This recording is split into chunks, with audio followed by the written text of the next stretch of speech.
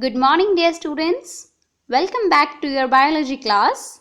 Let's continue our first chapter with the next topic, taxonomic categories.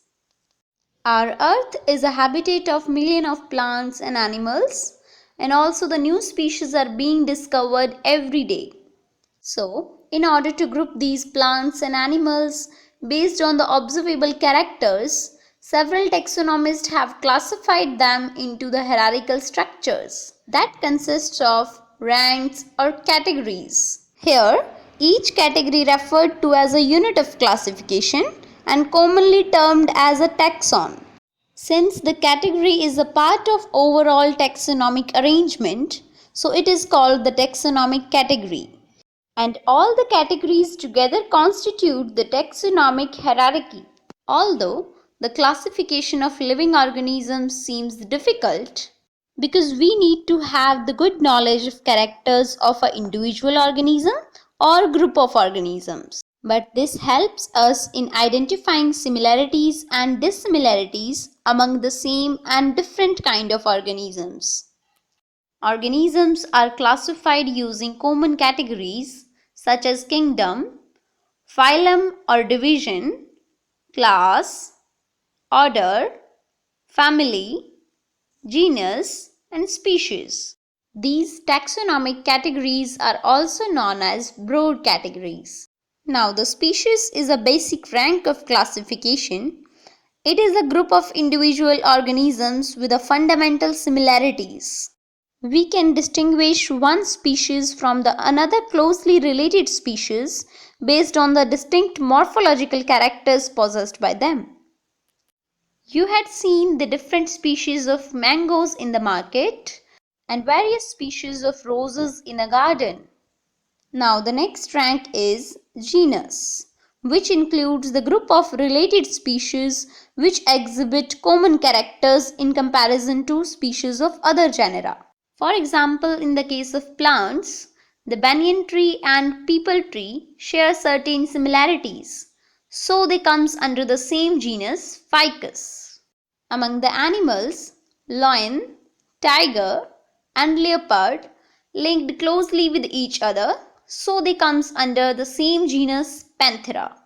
However, the genus Panthera is slightly different from the genus Felis, which belongs to the cats. Now the next category is family, which has a group of related genera with less number of similarities as comparison to genus and species.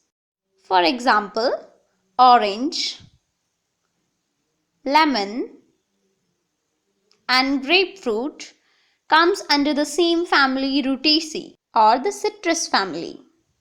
Likewise, the animals lion, tiger, leopard and cats belongs to the same family Felidae. As we can see few differences and few similarities among the cats and dogs, but the cats and dogs comes to different family like Felidae and Canidae respectively.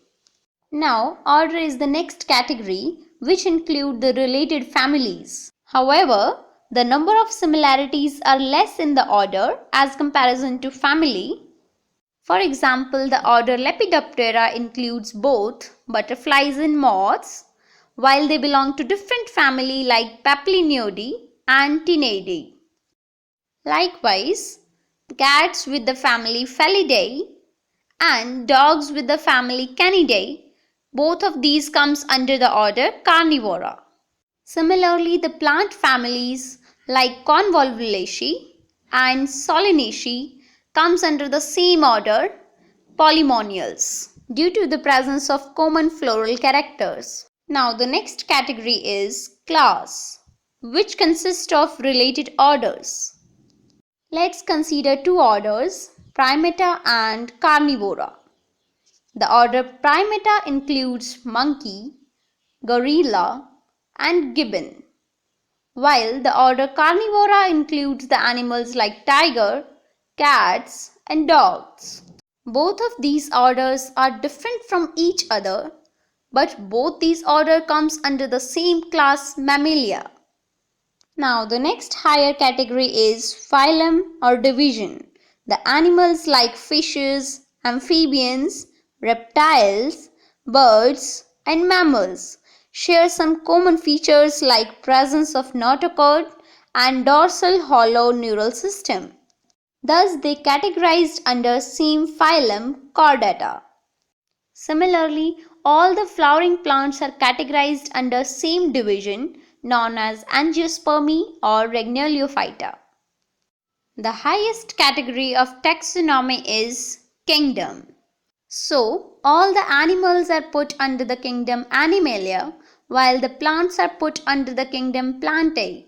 So, as we go higher from species to kingdom, the number of common characteristics goes on decreasing. Thus, by observing the characteristic features of individual organism, the taxonomists classify these organisms into different taxonomic categories.